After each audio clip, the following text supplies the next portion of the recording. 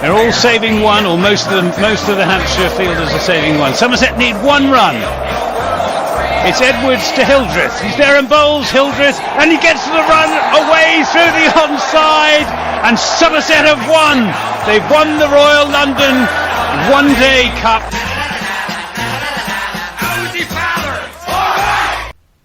Hello there, you're listening to Always Look on the Bright Side of Life. This is the Somerset Cricket Podcast. My name's Ian Shepherd. Joining me this evening, I've got Steve Tancock, back after a long old break, Dan Kingdom, and the voice of cricket on BBC Radio Somerset, Anthony Gibson. And, well, chaps, what's happened in the last week? We all thought it was going to be a spin-friendly Bunsen down at Chelmsford. We thought it was going to be Simon Harmer versus Jack Leach, and in the end, I wrote it down here. Where have I written it down? 1,140 runs were scored for the loss of 16 wickets over 4 days, as the game ended in the most boring of draws. Do we want to put the listeners through discussing that? Well, to be fair, it was quite an exciting game in terms of things that went on during the game, but the pitch really just killed any chance of a result, any chance of a win for either side. Was it 505 for 9 declared? Essex, after winning the toss and batting, Nick Brown got an unbeaten double 100. Somerset replied 605 for 6 declared. Matt Renshaw with 100. Tom Abel would have got 100 if he hadn't done a hammy, coming back for a second on 90.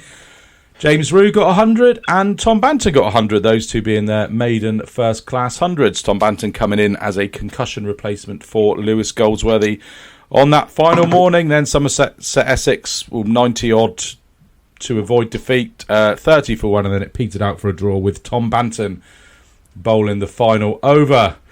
Gibbo, you were there. Did you read any good books while you were watching that? Learn any new hobbies while trying to stay awake during that run fest? Well, the Nick Brown innings wasn't exactly a thriller minute, but I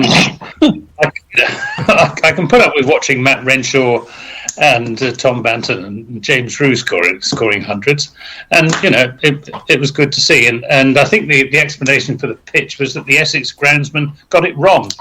Tom Wesley, the Essex captain, when he was interviewed for BBC Essex, was absolutely furious with the provided, on which no side had any chance of securing a result.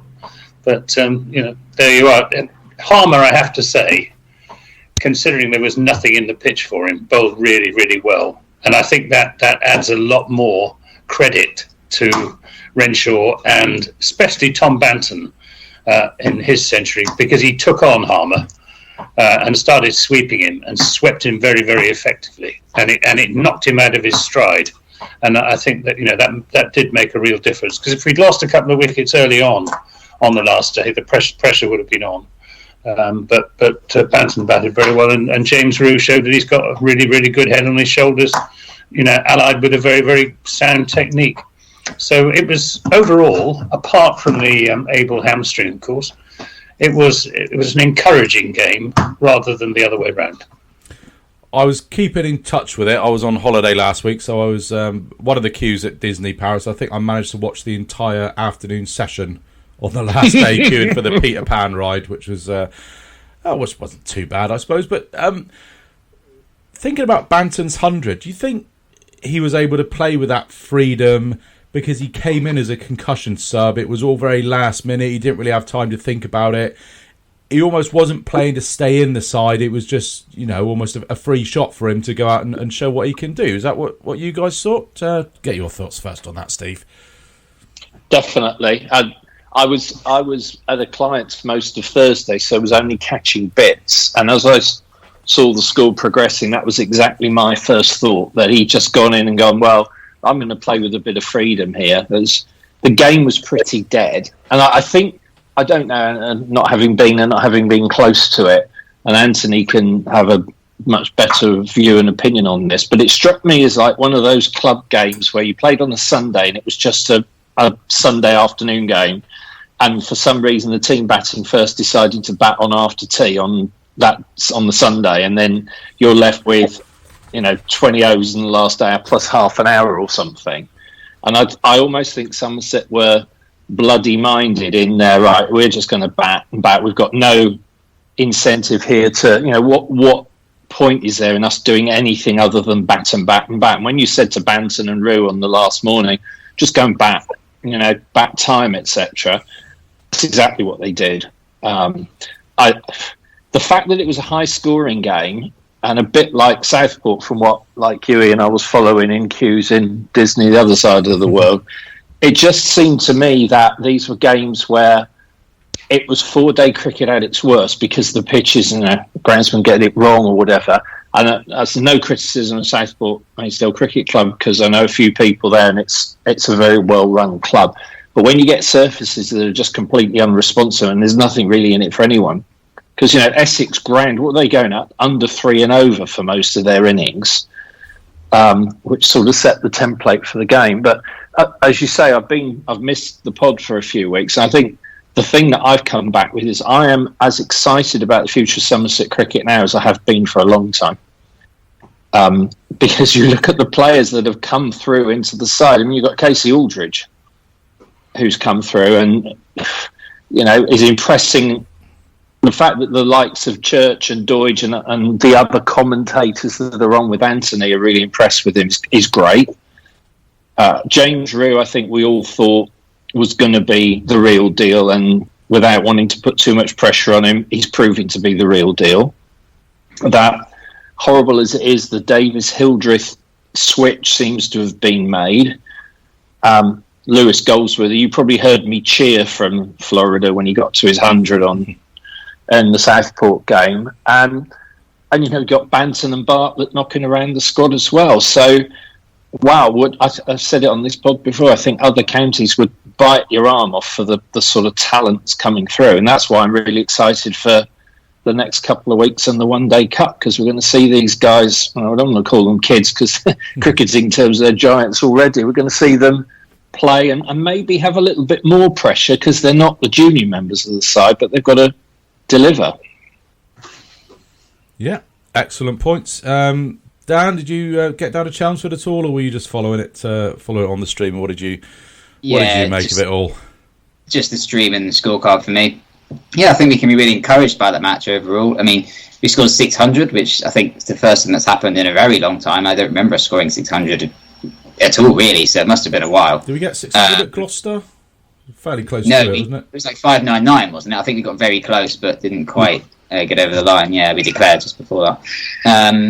Yeah, big innings for Banton, who made a first-class century. Hopefully, a turning point for him. Potentially, he's sort of obviously been dropped the last couple games, but with Abel maybe being injured, hopefully not. But that maybe gets Banton back in the side for September. But if Abel is fit, then there's a real, bit of a dilemma now as to who misses out, which is obviously a good thing. And obviously James Rue's made himself undroppable. I mean, he's the keeper obviously now anyway. But and I think it's now obviously very difficult to see Steve Davis getting back in the side. James Rue's made a really impressive start to his career, and I was very impressed with him at Southport. Obviously very strong on the sweeps and reverse sweeps in particular. That seems to be sort of his signature shot at the moment. And to get his maiden century in only his third match, it's a great sign. Most of our youngsters, as talented as they are, have taken obviously a bit longer to get their maiden century. As Banton obviously did, Goldsworthy took a bit longer. Great to see, and I think he's a real talent for the future.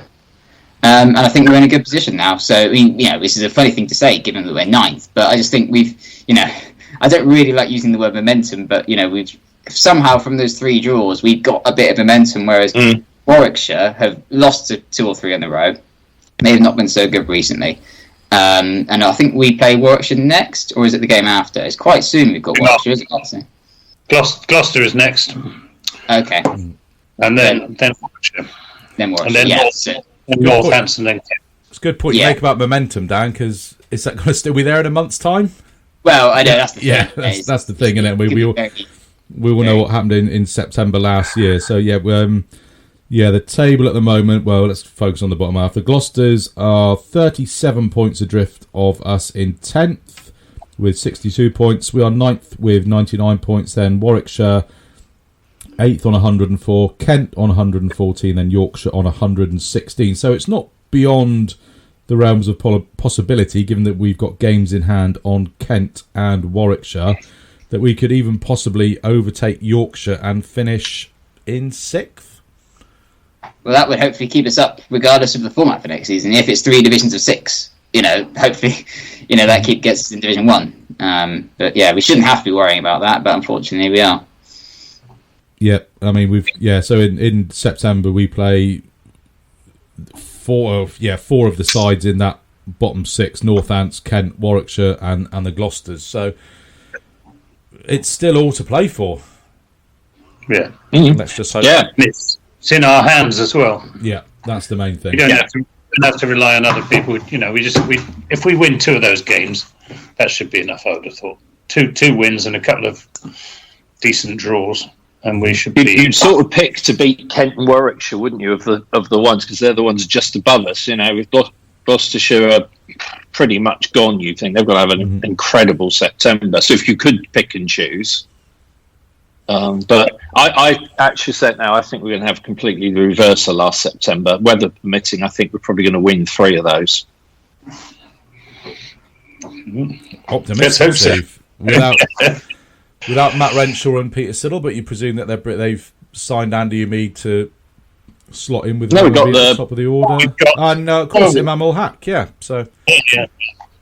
Do you think we'll sign an overseas pace bowler then to replace Siddle, or will we just go with De Lange? I wonder. I think we'll probably go with De Lange. Yeah. Mm-hmm. Yeah. There aren't very many overseas pace bowlers around. And De Lange, he did bowl the best I've seen him bowl in a Somerset shirt in that. If you discount his first 3 overs that went for plenty against Yorkshire a couple of weeks ago, I thought that was the best he's bowled in a Somerset shirt, certainly in red ball cricket anyway.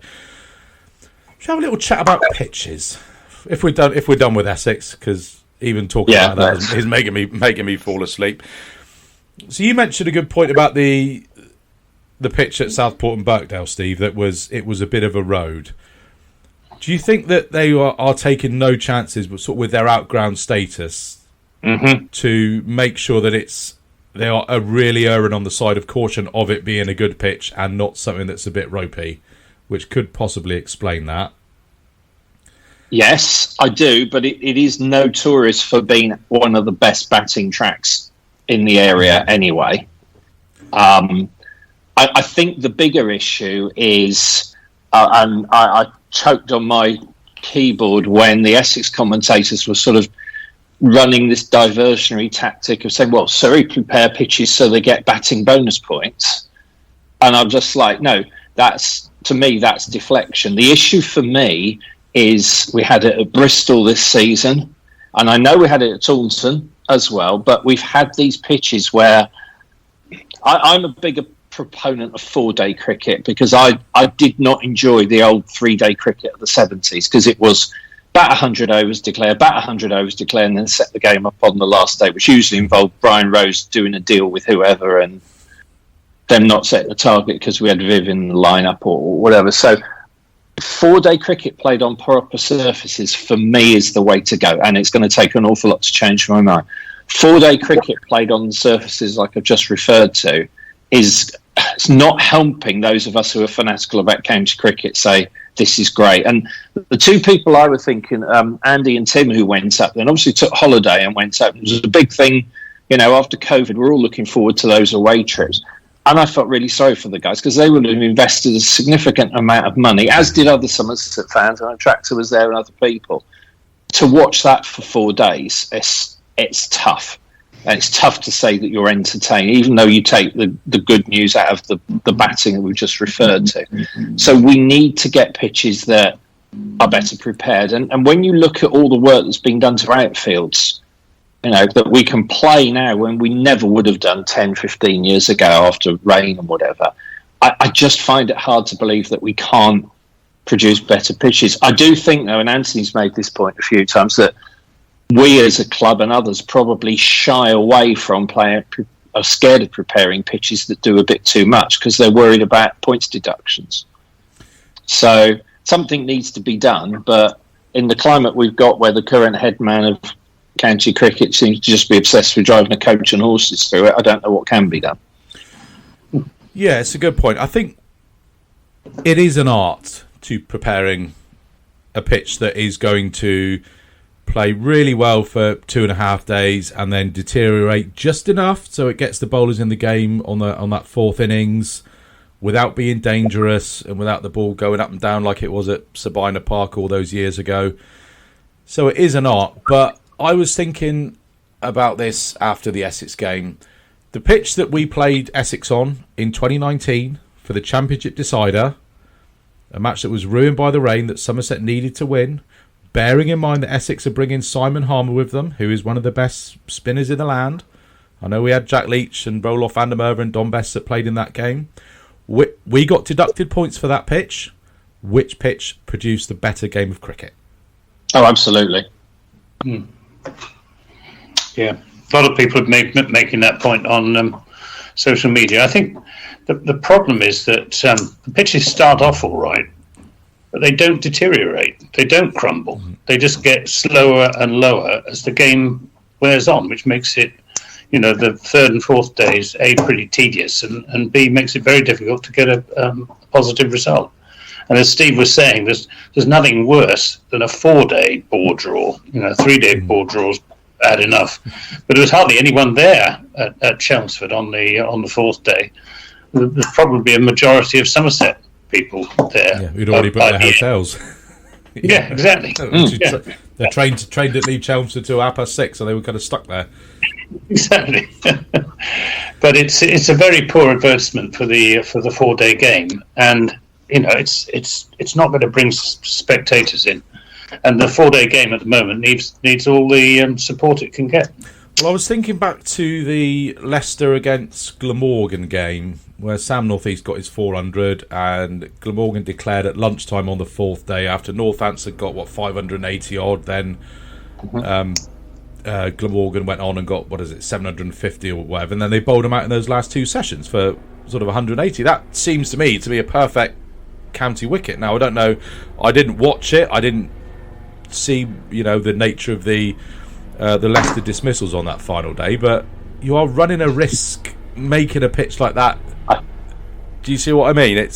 I think from what I heard and what I saw on social media, and as you say, in Disney Q's a great thing for looking at social media, etc. But I think that Leicester batted pretty poorly, brainlessly, and they had been in the field for 2.5 days or 2 days or whatever. But I don't think, from what I saw, it was Hogan and one of the other seamers that did most of the as well. They got 7 between them, yeah. So, we could all say the ideal pitch, couldn't we? It's going to have pace and bounce and a bit of movement early on. Day 2 into day 3, really good for batting, and then a bit of uneven bounce and a bit of turn, etc. on day 4. And that means you've got to have a balanced attack to take advantage.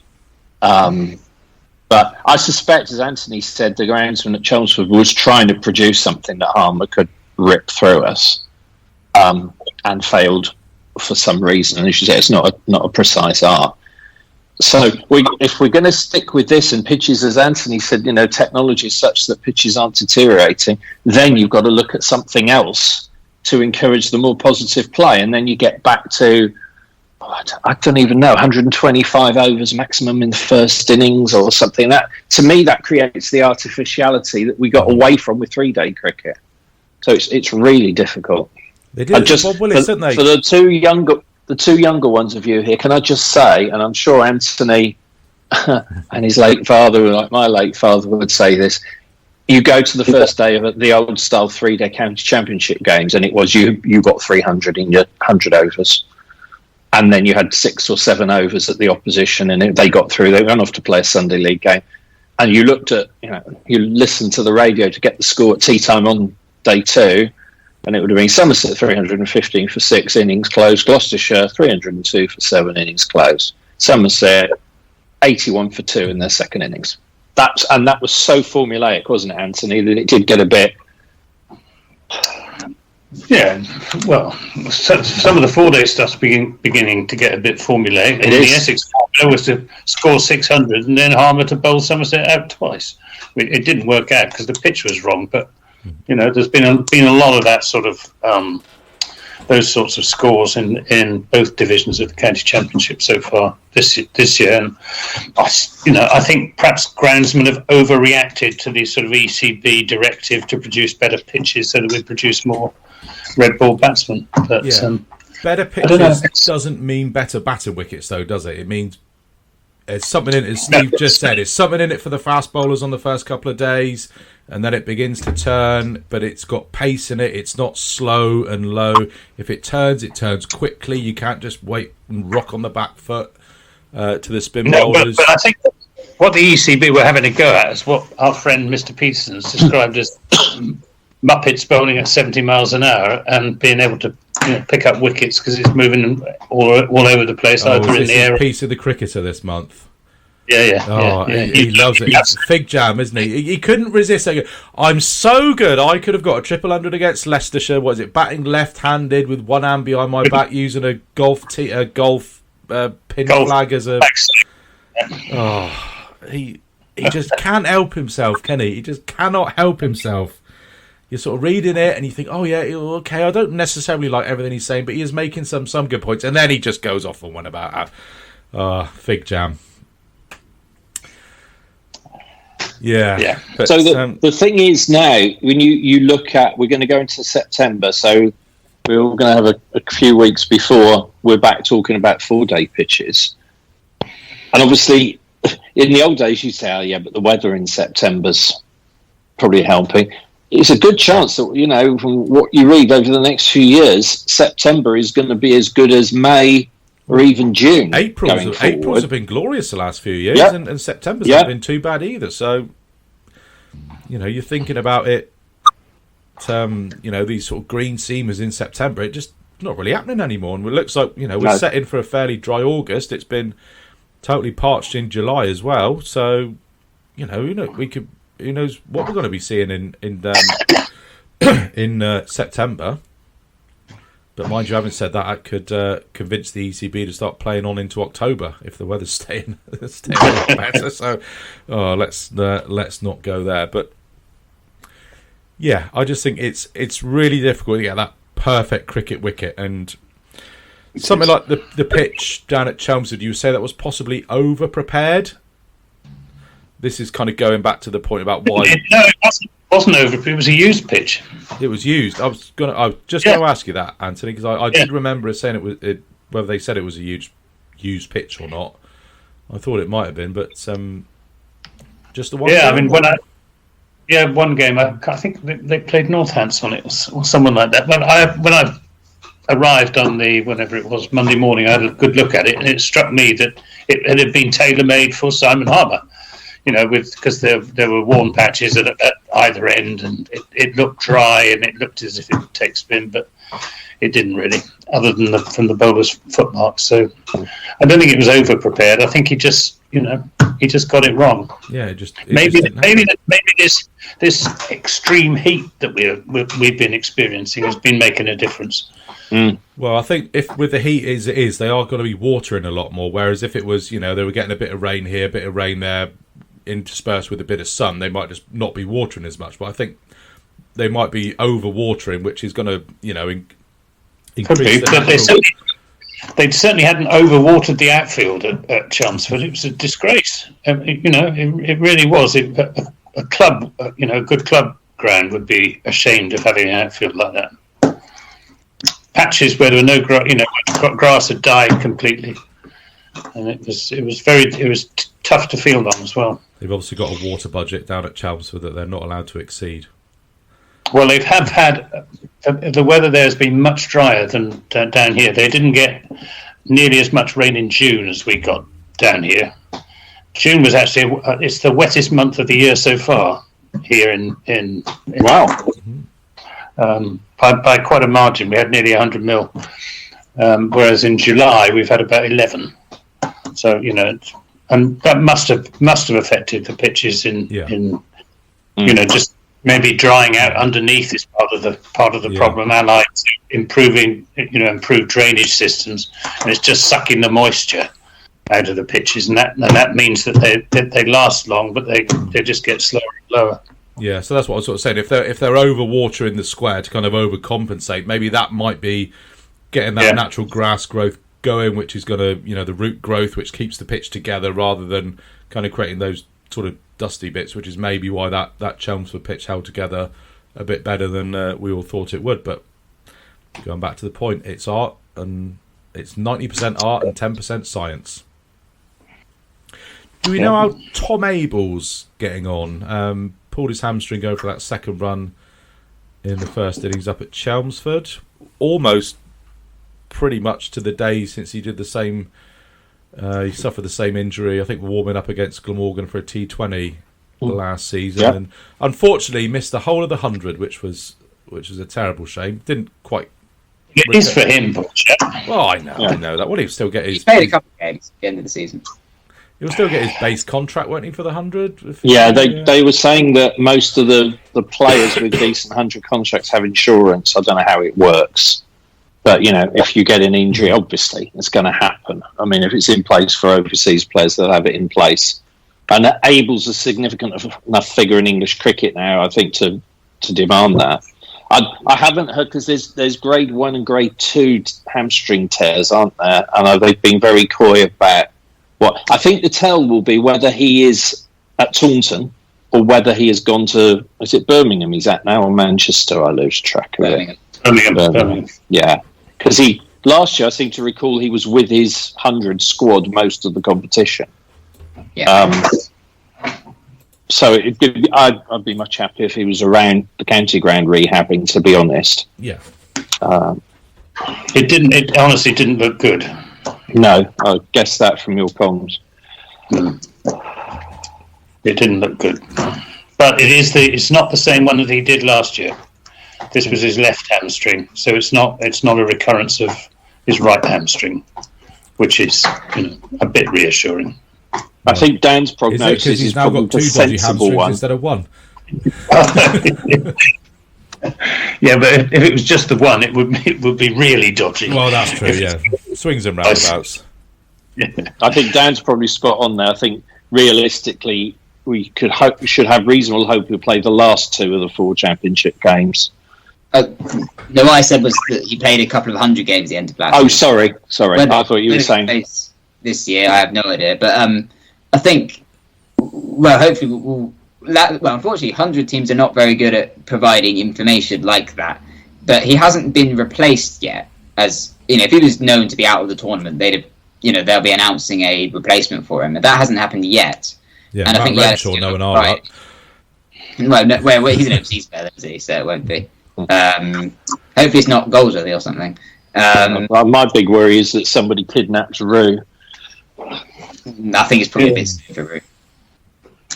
He's not. Yeah, James Rue isn't the sort of the classic white ball cricketer batsman. He's a bit more.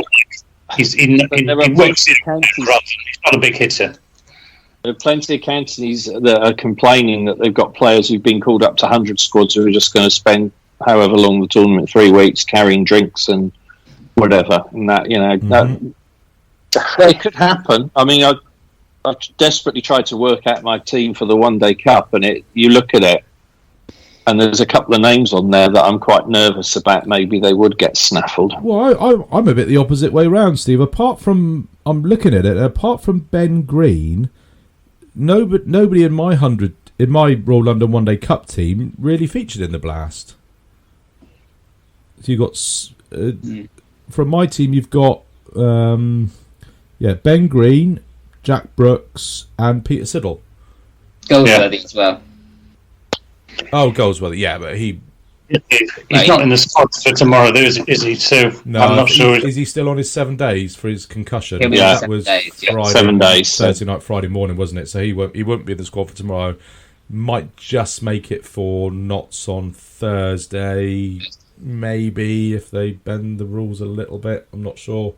Depends how precise they are with the 7 days. If it's 7 days exactly from when he got the injury, then he would be available. Yeah, if would be available. Yeah, as long as he's Wednesday afternoon. Yeah. Is it?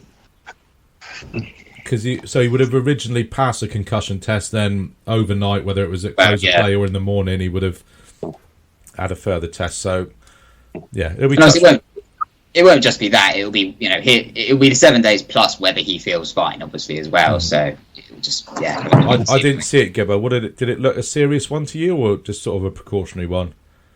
Well, he ducked into it, and it was quite a nasty whack, because it was Shane Snater, who's not slow, and he ducked into it. So there was a bit of momentum from both sides, if you see what I mean. And he went down and he got up and carried on, and didn't seem to be any problem. But overnight, obviously, either he had another test or he started getting headaches or whatever. And Tom Banton wasn't told until after he'd woken up at 9 o'clock the next morning that he'd got to get down there and bat. So as Steve was saying, it did catch him completely by surprise. He didn't even have a net before he went out to bat. Maybe that's his recipe for success. Maybe he's a David Gower type. Doesn't need to over prepare. Just wander out of bed or wander in from the casino at 6 a.m, have an hour's kit, wake up with a stiff G&T and go out there and have a nice bat. Did you catch Tom Banton's comments on the live stream, Steve? Did you have a chance to have a look at that? Yes. What did you make of it? Yeah. I've caught up with the podcast, Mr. Shepherd. I've been a loyal follower and downloaded and caught up. So I know you had a bit of fun with Ben Warren on that as well. It was just amazing. His Wi-Fi kept dropping off at those when I needed to ask him these questions. Somerset's it would have been very Gurus difficult to Wi-Fi. answer as That's an employee of Somerset County conspiracy theory number 7,961. Yeah, I just thought it was a lovely, innocent, unguarded moment. That was my take on it. We've had enough on here about the doom and gloom and feeling despondent and whatever. You do, going back to what I said earlier, you do sort of begin to feel that there's this group of young players coming through and there's something about them and a bit special. And maybe he feels that as well. Maybe we've been looking the wrong way and it's Will Smead that's been hiding in plain sight and is going to go off. But then if Warwickshire, that's the other thing, if we can get Warwickshire relegated, that takes that franchise out of being so desirable to these players. Oh, double-edged sword. Now, Will Smead is under contract till the end of next year, so he's not as much of a flight risk as, to coin a phrase, as Banton was. But Ian, with Rue and Banton and Goldsworthy making runs, and Bartlett obviously being given a chance, let's not debate that for hours, but he's been given a chance, it does push Will Smead a long way down in the order. We'd already said he didn't really figure in red ball thinking, so it pushes him a long way down the order. Difficult one, isn't it? Because when he first played for the T20 side, I think it was you, Anthony, who was saying that he's a classically trained, proper player in the mould of Tom Abel, and then over the last couple of years he seems to have sort of forgotten all that, and he's a see ball, hit ball, smash it into the retirement flats merchant. That's right. Yeah. But so if he's not making any runs in red ball cricket in the second, so I mean, if anybody is saying that you're going to definitely be in our red ball plans for batting, that's probably going to be a Division 2 side, you would have thought. I mean, it's very difficult to see, a side who is above Somerset in the pyramid of things. Who's going to have Will Smead? He's not going to get into Surrey's lineup. He's probably not going to get into Hampshire's lineup. He's not going to get into Lancashire or Yorkshire's lineup. Does he need to play county cricket at all, other than in the Blast? I mean, there are 20 over tournaments virtually all the year round now, and there will be. As from next year. And Simon Wilde had a big piece about Will Smead in the Sunday Times yesterday, and discussing his future as a sort of hired gun, going around the world. And you can earn a lot of money doing that, and it may be that's what he will choose. I don't know what his ambitions are. Whether he wants, like Tom Banton, we know wants to become a red ball cricketer as well as a white ball one. Perhaps Will Smead is quite content plying his trade as a white ball cricketer. I think he said on an interview I saw with him over the winter that he was, trying to get his red ball technique down pat and force his way into the championship side. But as you say, he's a long way down that pecking order now. Goldsworthy's coming and scored runs. Bartlett's back. Rue's got 100. Abel's scoring runs for fun these days. We signed Andy Hamid. Is he? Where does he fit in that lineup? It's he wants to play red ball cricket, and he's got to find the time to play for the second 11. He could even try and go abroad in the winter, play some red ball cricket. There's opportunities in potentially places like Sri Lanka. Some English players have gone there to play. But that means playing in that instead of playing T20 cricket. Yeah, even grey cricket in Australia is. Sydney grey cricket is a bloody good standard. He could. Get round to that. You've got to be a decent player. It doesn't play as well as the Big Bash, though, does it? Well, that's true. He needs to decide what he wants. I mean, he doesn't need to decide right now what he wants to do with his career. He's still very young, so he's got time on his side. But at some point, he's going to have to. The skills are so different these days in red and white ball cricket. He's got to keep his red ball eye in at the very least, I think, because otherwise he'll just get sucked down the white ball route, and there might be no going back from that. So. But I think he's got a good head on his shoulders. I think he knows what he wants, and I think he does want to play red ball cricket. And I think we and him just need to be a bit patient, perhaps. When I binge listened to the pods I've not been on, you guys were doing a sort of review of the T20 season, and I think the consensus was that he's probably at the very best stood still, apart from one or two innings, and not pushed on as we all hoped he would. So the danger for him is he can't.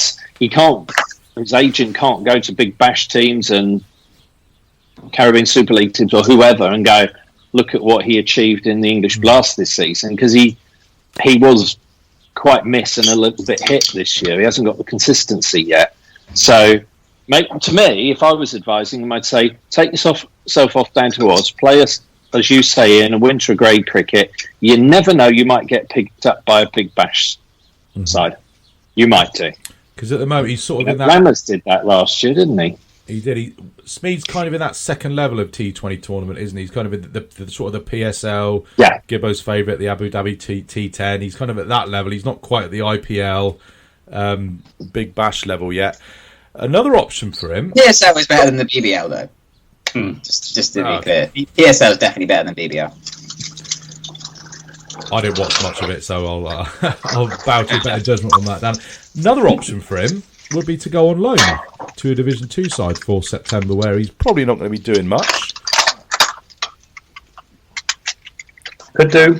So that, to me, is what the loan system is designed for. It's not designed just to pull in a spin bowler for a game. Are you cooking your tea, Steve? I can hear various rattlings going on in the background. Sorry, I'd muted. Sorry, guys. No worries. But yeah, I think Will Smeed going on loan to a Division 2 side over the winter in September would be a good option for him as well. But it's whether somebody would take him if they've for a guy who hasn't played a first class game yet. But yeah, and also as well, I think we saw Tom Abel coming from that red ball background and making himself into probably one of the best T20 batsmen in the country on the back of having a really, really solid fundamental red ball technique. And you watch Smeed a couple of times this year, he hasn't really got that just get it away for one type shot. It's sort of 6-4 or nothing with him at the moment, it kind of feels. So I think playing some red ball cricket, learning that side of things, getting a more sound fundamental technique will help his T20 game in the same way that it gave Tom Abel the basis for the way that he plays in T20 cricket. Because you've got to have all the options. You can't just be a guy who stands there smacking it for six. You've got to think, okay, I need a one off the mark against Scrimshaw against Derbyshire. That was seemed to be very much in evidence that he was Scrimshaw kind of had him on. He kept trying to smack him into the flats, and Scrimshaw had him on toast a bit. Where you think, okay, somebody like Tom Abel would have just gone, okay, yeah, he's bowling well tonight. If he bowls me a rank ball, I'm going to hit it for 4. But if he bowls me a good ball, I just need to get one and get off strike. I think Gibbo's frozen, or he's just incredibly bored with me rattling on. No, he's definitely frozen. Right, so we'll just kind of I was going to mention who's actually out of contract at the end of the season after we were talking about Banton. So we got Brooks and Hildreth, Waller, Ollie Sale, who I want to have a little chat about later, and then Bartlett and Banton. So I think we can probably say, well, Banton has said publicly that he's more than likely to stay. I would be surprised if Bartlett goes, and I think everybody else would be. Well, Hildreth may go, Brooks may retire. Yeah, I'd keep Brooks if he wants to play. Like, if he wants to carry on, I would keep him as cover. You know, he's a useful player to have around, I think. Sale, he's been around a long time. He desperately needs a really good Royal London Cup, I think. Similar to Byram last year. Byram needed a good Royal London Cup and unfortunately didn't get that. Sale probably needs that this year. Probably he's so injury prone as well, isn't he, Sale? So he's down the pecking order in my squad, though. Well, the bowling options we've got. He wasn't in the squad for Cornwall yesterday. He's not in the squad for Devon tomorrow. And then you've got the lads like young Jack Harding, who I was quite impressed with. I thought he bowls with a good bit of pace from what I saw on the stream yesterday. But if he's not getting in the squads for the friendlies ahead of non-contracted players, that's... I mean, I don't know if he's injured or anything. Yeah. I think he played in the last second 11 game, and I've not heard anything since. It would kind of suggest that the writing's on the wall for the host of the incorrectly named Behind the Wyvern. I think he might be injured. I don't know. I assumed he was injured if guys without contracts are playing ahead of him. But I mean, that's a bad sign for him as well because he's injured a lot. So yeah, Aldridge and Baker would definitely be ahead of him in the pecking order. When you've got Siddle and Brooks in there and Ben Green, that's a lot of seamers to get past if you've not played much cricket. Just trying to look and have a little look and see if he is injured at the moment. I can't see that he is. Have you heard anything about Ollie Sale, Gibbo, whether he's injured or not? Nothing. No, I've seen him around the ground, but he didn't. It's always hard. It's hard to tell. I mean, Josh Davey, who's clearly not fit, was running round and round and round the county ground during the Yorkshire game, looking perfectly fit, but he's obviously not fit enough to bowl. Yeah, but he might become fit for the Royal London One Day Cup. Yeah, I'm just having a quick look at the website. I can't see anything about him being injured at the moment. He played in the last second 11 game.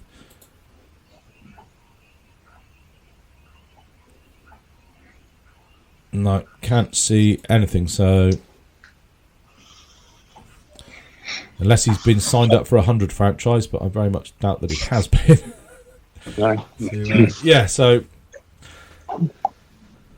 Nothing about him being injured, but then again, there's nothing really about anybody being injured at the moment on the Somerset website. So if you do know, please pop us a tweet or a message and keep us in the loop. So yes, as we nicely segueing into the Royal London Cup starting on Thursday, home to Nottingham. There's one more friendly tomorrow down at Bovey Tracy where we Somerset take on Devon. Split loyalties for myself, as I suppose it is for you as well, Gibbo. Yeah, absolutely. Yeah, but I hope Devon do well, but Somerset do a little bit better. Yeah, exactly. It's very nice for Somerset to be playing only sort of 10 minutes from my house as well. So I'll be able to ride my bike out there tomorrow, sit in the sun and enjoy watching that one. If you're down there, do come and say hello. But one question our most popular question from our listeners this week was, what is your Royal London One Day Cup side for Thursday? Steve is grimacing. I sense you're trying to fit about 15 into 11, Steve. Yeah. I think the top half of the order is down to about 6 is probably relatively straightforward because Steve Davis is going to open the batting and keep wicket. I'm certain of that. I'm assuming Matt Renshaw is going to play. Mm-hmm. He's in the squad for that. I would go Bartlett, Hildreth, Goldsworthy, Rue as my top 6. Okay. And I've done that on the basis of there's a mixture of experience and youth and I'd like George Bartlett to be going in 3 and giving him a bit of time and let the others bat around him. Then it gets more complicated because I've then got George Thomas and Ben Green at 7 and 8. Mm-hmm. I want Casey Aldridge to be in the side, and I want Peter Siddle to be in the side, which leaves me with a very long list then batting at 10. And that was because, and I'd actually ruled Josh Davey out for the starting lineup and probably most of the One Day Cup, so he's out. So it's probably going to come down to a choice pitch dependent between Roloff and Jack Brooks or Sonny Baker. Roloff. He's of course not. No, he's kidnapped. Stupid. Yeah, he's in London Spirit, isn't he? No, he's somewhere different this year. Northern Superchargers. Is he? Is he up at Headingley? Yeah. Okay. Yeah, of course he is. Sorry. So I don't think George Thomas is going to be in the reckoning either. I think he's injured at the moment, isn't he? He's not in the squad for the match tomorrow, and he wasn't in the squad against Cornwall either. His younger brother was. Oh, was it his younger brother? Oh, sorry. I must have misread the initial then. Yeah, got 50 and picked up 3 for yesterday? He did. If Goldsworthy isn't fit, I'd have Josh Thomas in instead of him. So that would be Renshaw, Davis, Thomas, Josh, Hildreth, Bartlett, Rue, Green, Aldridge, Siddle, and Sonny Baker, and then either Jack Brooks or Max Waller, depending on what the pitch is like. You've been copying my homework, Gibbo. Oh, is that where you've gone for? I've got there's a few scribbles there, but yeah, pretty much the same team. I've gone for a 12. Yeah, Renshaw, Davis, Bartlett, Hildreth, Rue, Josh Thomas at 6, Green, Aldridge, Brooks, Siddle, Waller and Baker is my 12. Yeah, so not quite... I think that's the same as me. So, yeah, I think Max Waller may be better used at some of the bigger grounds when we go away. Mm-hmm. It's being a spinner at Taunton these days is you're sort of cannon fodder, aren't you? With the short boundaries and very good batting pitches. But I'd like to see him given a game. Well, he goes at, what was it? 7 point something in T20. So he's if there's anybody that knows how to bowl spin at Taunton, it's Max Waller. So I wouldn't be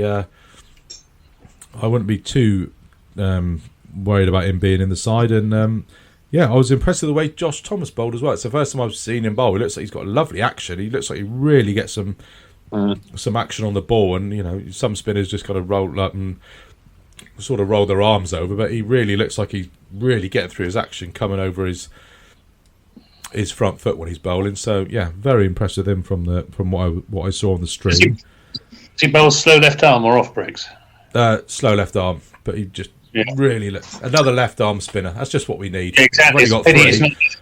Not off spinner. Yeah. But yeah. Nice to see him being given a go, though. I mean, he's only 17, but it's a chance to blood really promising youngsters like that. Yeah, and it's pretty much a game every sort of 2 or 3 days. So you're going to want to, I can't imagine Jack Brooks playing every game. Can't imagine Peter Siddle playing every game. So you're going to need to rotate these guys, and that gives you an opportunity to get the youngsters in. So we're leaving out of that.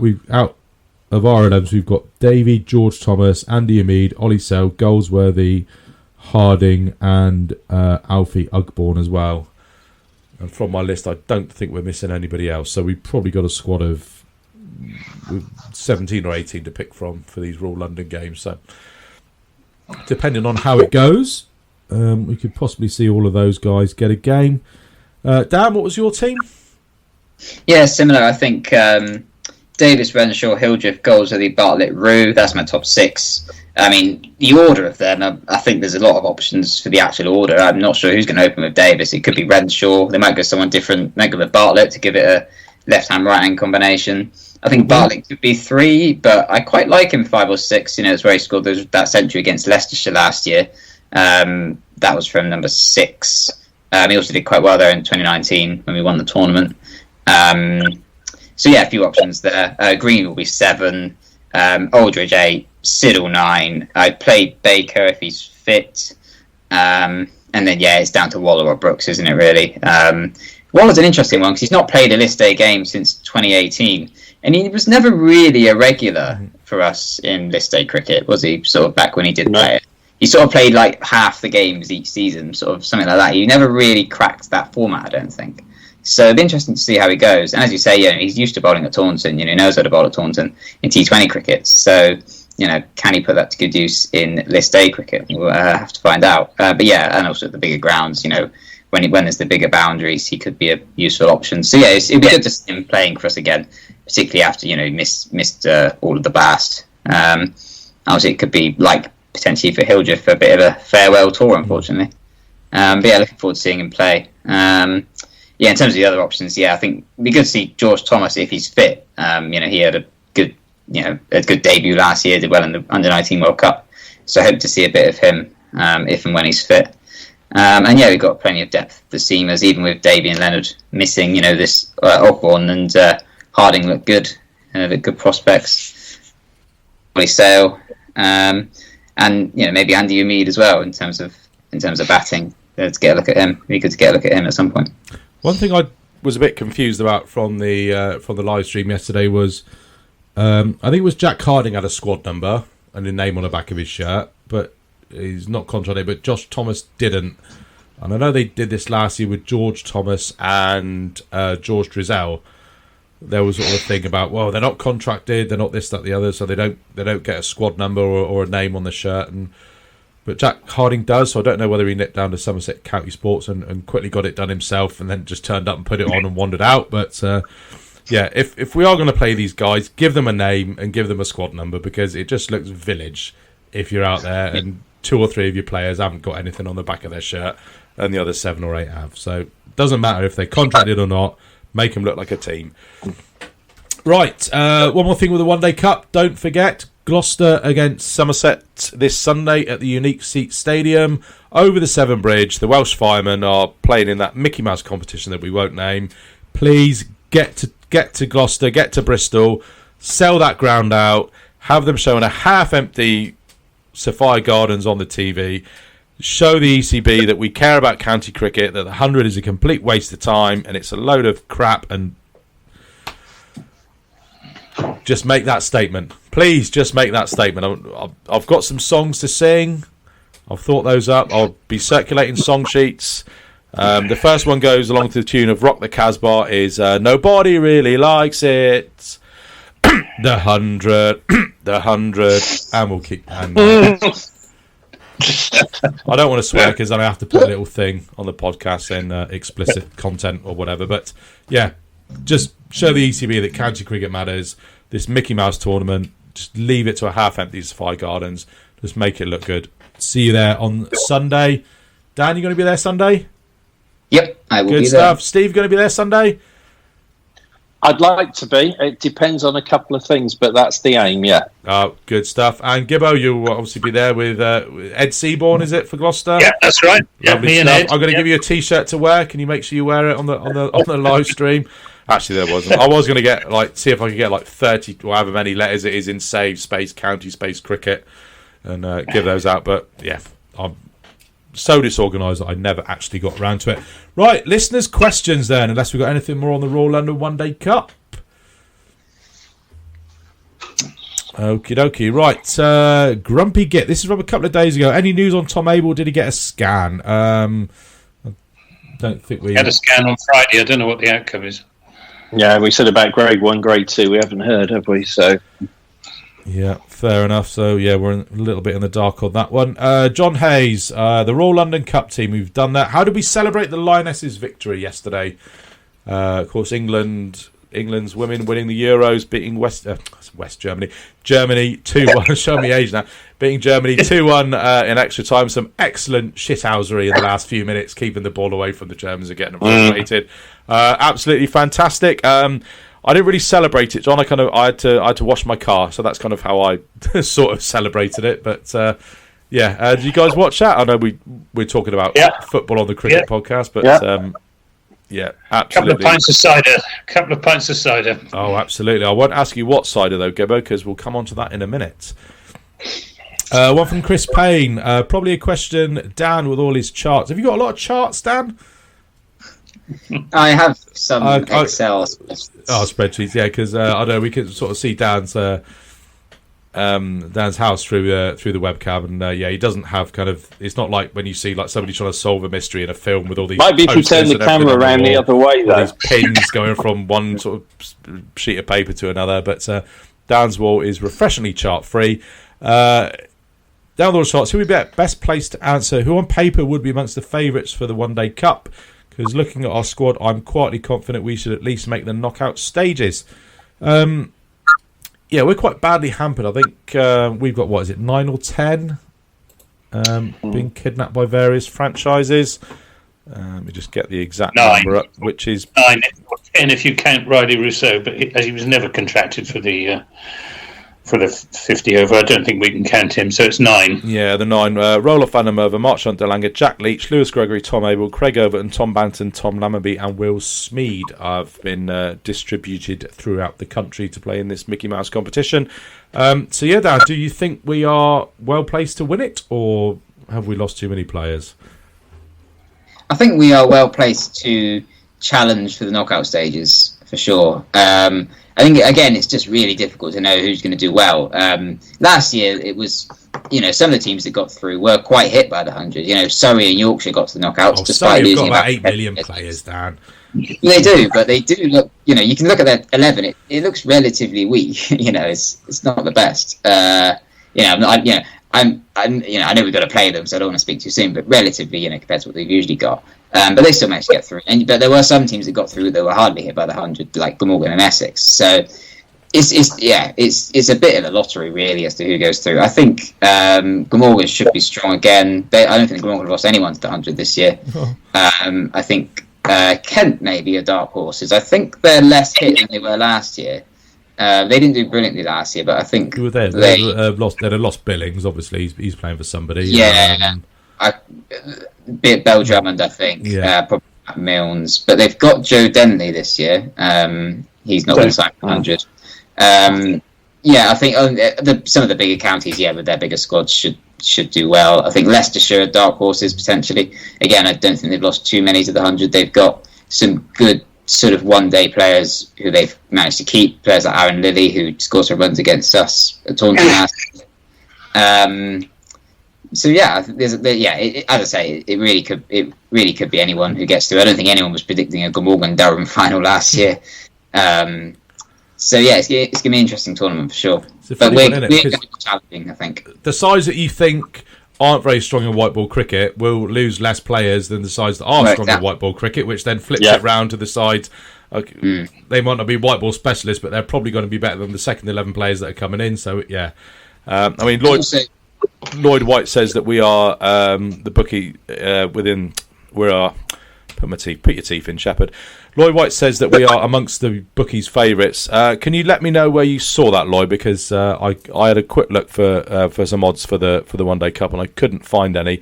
Although I did find Surrey at 8-1 to win the county championship. When I went to put my 50 quid on it, it said the market was suspended, so I think they probably got that wrong. Moving on then, Mike Unwin, how does English women's cricket stand up when compared to women's football?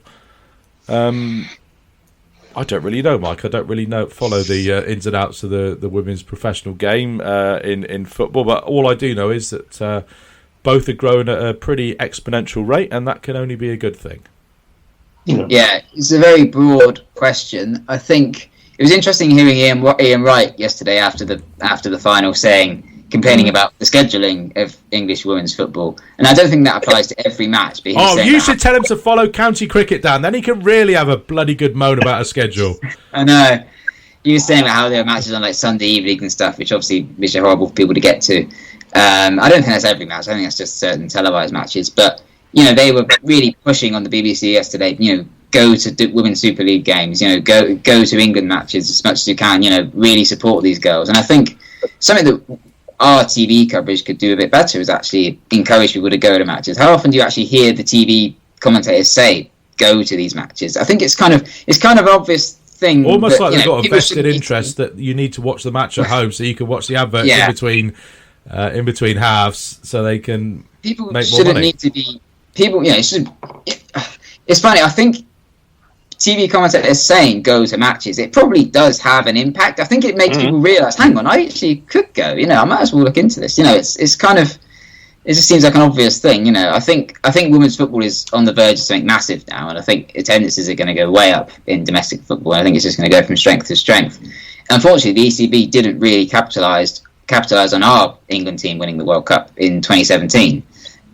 So I think football can learn from that and make sure they do engage young girls now, because England cricket didn't. I think they're sort of to some extent playing catch up with the 100 and that sort of thing. But yeah, I mean, one thing you can say for cricket is that at least cricket wasn't banned for women for 50 years. The FA literally banned football for women, didn't they, between 1920 and the 70s or something. So that's one thing you can say in cricket's favour. Just crazy, isn't it? Possibly the most important question we've ever had asked on this podcast from our friend Professor Chris Lintert. He's asking your advice, Anthony. I need to buy some cider. Could you recommend anything?